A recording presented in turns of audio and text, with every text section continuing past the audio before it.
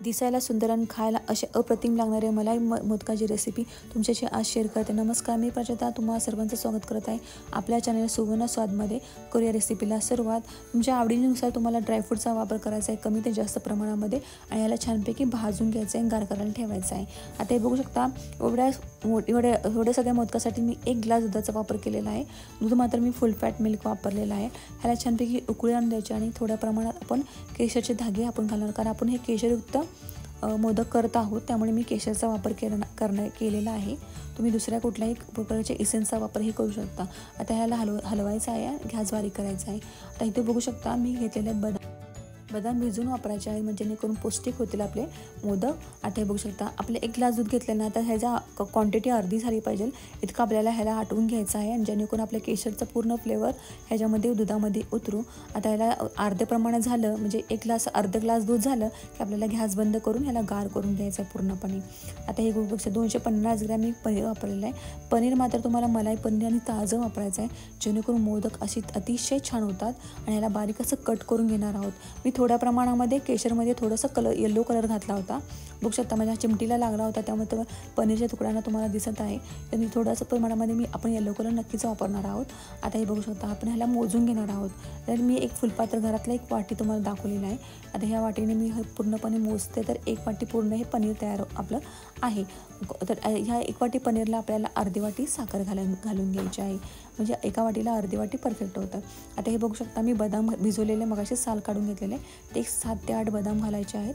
आणि ह्याच्यामध्ये आवडीनुसार तुमच्या वेलदोड्याचा वापर तुम्ही करायचा आहे। ह्याच्यामध्ये तुम्ही केवडा एसेन्सचा पण वापर करू शकता, जेणेकरून केवड्याचा फ्लेवर तुमचे मोदक तयार होईल।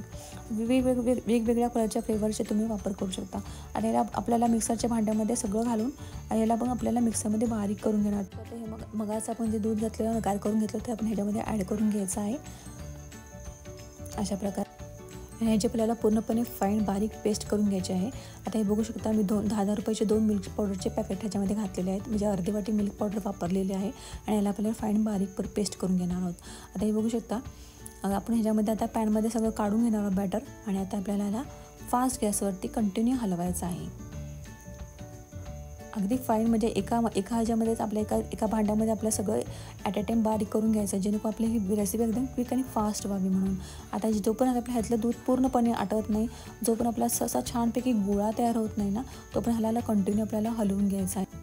अनंत चतुर्थीसाठी स्पेशल आपण हे मोदक करत आहोत। तर बघू शकता हे आपल्याला छानपैकी गोळा तयार करून घ्यायचा आहे। बारीक गॅसवर आपला हा छानपैकी गोळा तयार होते, जोपर्यंत आपलं दूध आटत नाही तोपर्यंत आपल्याला कंटिन्यू हलवत राहायचं आहे। सो बाप्पाच्या विसर्जनासाठी अनंत चतुर्थीसाठी स्पेशल मी हे मोदक दाखवलेले आहेत। क्विकमध्ये असे फास्टमध्ये अगदी झटपट होणारी मोदकची रेसिपी आहे, नक्की ट्राय करून बघायची आणि खायला तर अप्रतिम असे हे मोदक लागतात। सो आता बघू शकता आपले हे सगळे आपले जे आपण जेवढे पण आपण ह्याच्यामध्ये जेवढे आपण पदार्थ घातलेत, पनीर असून दे, दूध असून दे, केशर असून दे, साखर असून दे, मिल्क पावडर असून दे, सगळे एकजीव झालेलं आहे, छान शिजलेलं आहे, छान मिक्स झालेलं आहे।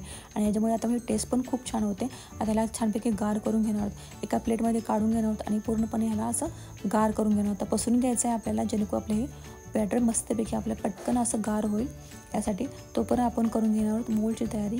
मोल्डला छानपैकी तुम्ही तुपाने ग्रीस करून घ्यायचं आहे, जेणेकरून परफेक्ट आपले असे पटकन असे मोल्डमधून मोदक असे छान अशी अगदी दिसायला सुंदर असे आपले मोदक बाहेर येतील। आता हे बघू शकता मी घेतले ड्रायफ्रूट्स तुमच्या आवडीनुसार मगाशी म्हटल्याप्रमाणे मी घ्यायचं आहे। आता हे पूर्णपणे आपले मिश्रण गार झालेलं आहे, तो सुरुवातीला काय करायचं आहे, मोल्डमध्ये हे आधी आपण ड्रायफ्रूट्स घालून घेणार आहोत। साईडला थोडे घालायचे आहेत, जेणेकरून दिसताना व सुंदर दिसतात।